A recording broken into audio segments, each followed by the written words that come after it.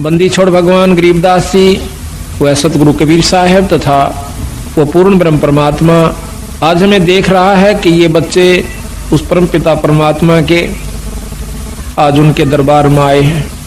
उनको इतना भी ज्ञान है कि कौन भक्त आए हैं और कौन नहीं आए हैं, किन कारणों से नहीं आ पाए।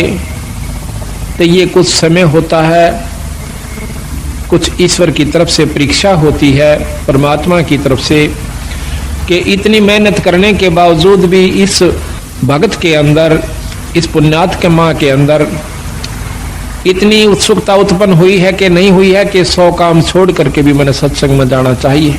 इतना सत्संग सुनने के बाद इस जीव आत्मा को इतना ज्ञान अवश्य हो जाना चाहिए कि जिस प्रकार हम अपने पेट भरने के लिए, अपनी रोजी रोटी के लिए, चाहे मजबूरी समझो चाहे जरूरी समझो, हम उसको दुख या सुख पा करके अवश्य करते हैं।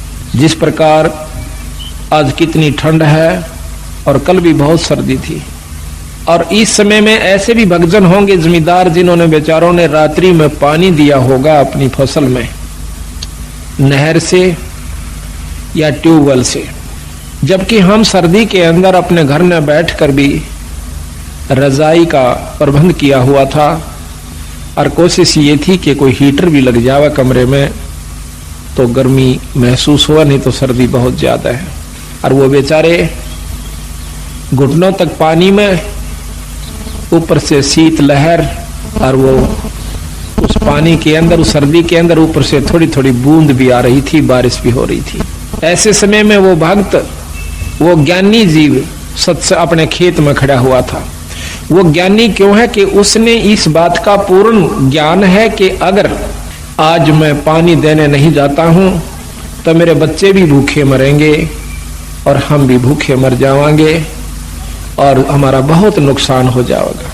ठीक इसी प्रकार सत्संग सुन लेने के बाद हमारे अंतःकरण में यह बात अवश्य घर कर जानी चाहिए, इतना पक्का विश्वास हो जाना चाहिए कि यदि हम सत्संग में आज नहीं जाते हैं, ये कोई रोज रोज नहीं हुआ करते, साल भर में मुश्किल से हमें कोई ऐसा समागम जिसमें परमात्मा की वाणी को विस्तृत जानकारी दी जाती है, खोल कर सुनाया जाता है।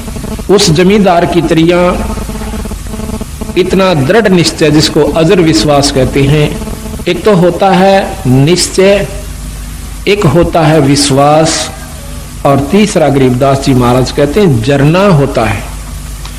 जिसको जरना हो गया वो बेचारे आज सैकड़ों किलोमीटर से चलकर इसी सर्दी में अपने बच्चों समेत आज सच्चे दरबार में उस परमात्मा की रजा का लाभ उठा रहे हैं। और जिनको इस बात का ज्ञान नहीं हुआ अभी तक, उनको जरना नहीं हुआ। विश्वास तो है कि भगवान के नाम के बिना गुजारा नहीं है, इतना विश्वास है। वो बेचारे ये सोच लेते हैं चलो घर में कर लेंगे अपना, कोई बात नहीं, आज सर्दी है, कल धूप निकल आओगी तब चल पड़ेंगे, वो भी चोखा।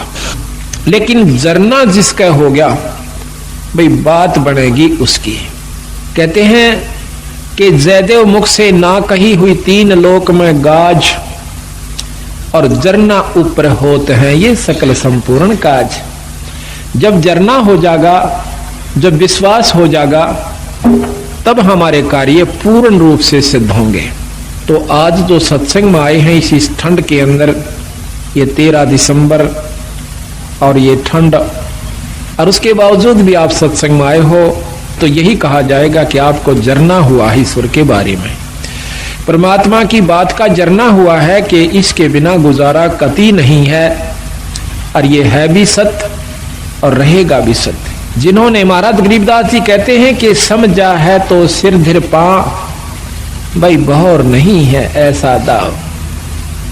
समझा है, ये बात आपके ज्ञान में आई है, आपके चित्त में ये बात समाई है कि नाम बिना गुजारा नहीं है, सत्संग बिना जीव का कल्याण नहीं है, तो फिर काहे की इंतजार करते हो?